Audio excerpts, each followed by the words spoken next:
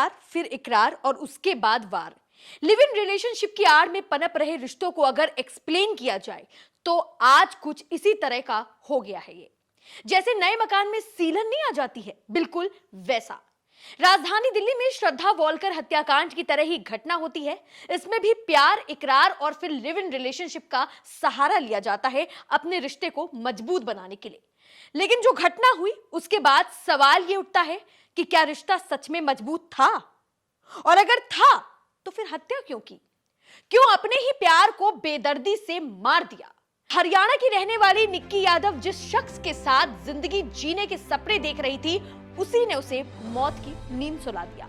यहाँ भी श्रद्धा वॉलकर की तरह Nikki Yadav live in relationship में रहती थी। बस फर्क सिर्फ इतना था कि श्रद्धा वॉलकर और उनके पिता के बीच के संबंध अच्छे नहीं थे, जिस वजह से उनके बीच में बातचीत नहीं होती थी। लेकिन यहाँ पर हर रोज निक्की अपने परिवार वालों से कॉल पर कनेक्ट रहती थी। हर रोज की तरह गुरुवार को भी निक्की ने अपने पिता से बात की, लेकिन शुक्रवार को निक्की का फोन जब बंद आने लगा तो उसके बाद शनिवार को फोन स्विच ऑफ बताने लगा और परिवार वालों ने निक्की के दोस्तों को फोन लगाकर उसका हाल चाल जानना चाहा।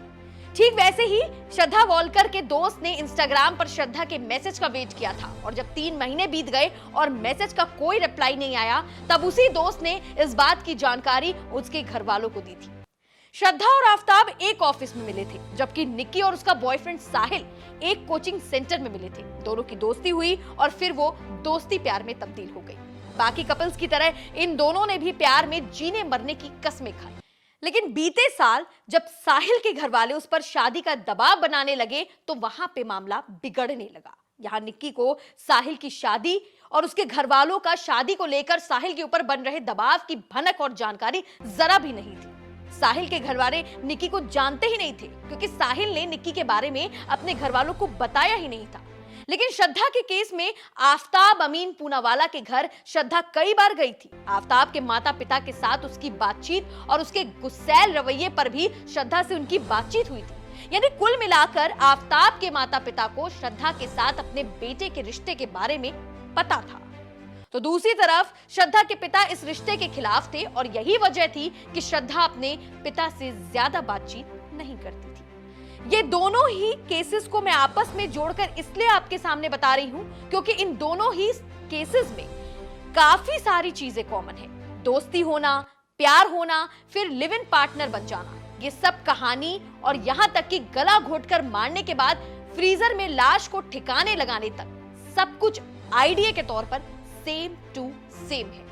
बस फर्क यह है कि आफताब ने श्रद्धा को मारने के बाद 35 टुकड़े करके फ्रिज में रखकर सबूतों को मिटाने के साथ साथ बॉडी के अलग अलग पार्ट्स छतरपुर पहाड़ी और गुड़गांव से लेकर मेहरौली के जंगलों में फेंका। यहाँ साहिल ने निक्की से छुपाकर अपने घर वालों की मर्जी से लड़की से 9 फरवरी को एंगेजमेंट किया, और जब निक्की को इस बात का पता चला तो साहिल ने वही किया जो उस टाइम आफताब ने किया था। ठीक वैसे ही खौफनाक साजिश रची और उसे अपनी कार में बैठाकर घुमाने के बहाने ले गया।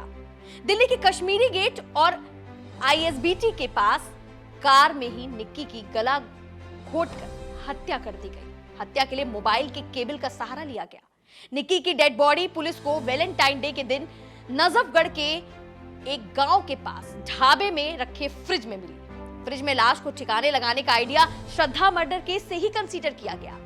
वहां आफताब श्रद्धा से परेशान होकर उससे छुटकारा पाने के चलते उसको मौत के घाट उतारा था, और यहाँ साहिल निक्की से शादी नहीं करना चाहता था, और इस वजह से उसने अपने घर वालों की मर्जी की लड़की से पहले सगाई की, फिर नई जिंदगी की शुरुआत में रोड़ा बन रही निक्की को ठिकाने लगा दिया। हालांकि निक्की की पोस्टमार्टम रिपोर्ट्स भी आ चुकी हैं, जिसमें शरीर पर कहीं भी चोट के निशान नहीं मिले हैं, और मौत का कारण भी गला घुटने की वजह से हुआ है, ये लिखा है। इन दो बड़े हत्याकांड में काफी कुछ कॉमन है, सिवाय एक चीज के कि ये दोनों लिव इन पार्टनर्स यानी निक्की और साहिल हिंदू धर्म से हैं। तो आफताब और श्रद्धा केस में लोग इसे लव जिहाद के एंगल से देख रहे थे, क्योंकि सभी को यह लगता था कि आफताब मुस्लिम समाज से है, और यही वजह है कि जब जब आफताब को नार्को और पॉलीग्राफ टेस्ट के लिए पेशी के लिए ले जाया जाता था, तब कुछ हिंदू संगठन के लोगों ने और यहां तक कि देश भर में सोशल मीडिया यूजर्स ने आफताब को फांसी देने के लिए जमकर विरोधाभास व्यक्त किया।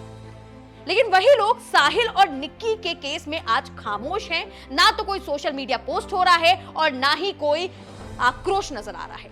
आफताब मुस्लिम था, लेकिन आफताब तो मुस्लिम था ही नहीं, वो तो पारसी समुदाय से था। आज देश को, देशवासियों को जागने की जरूरत है। हत्या करने वाला सिर्फ हत्यारा कहा जाता है, ना वो हिंदू होता है ना वो मुस्लिम होता है, वो होता है तो सिर्फ और सिर्फ एक हत्यारा।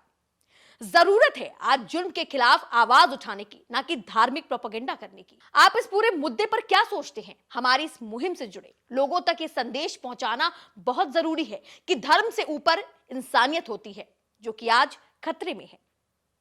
मुझे दे इजाजत, अपना रखे ख्याल। देखते रहें इंडी टाइम्स।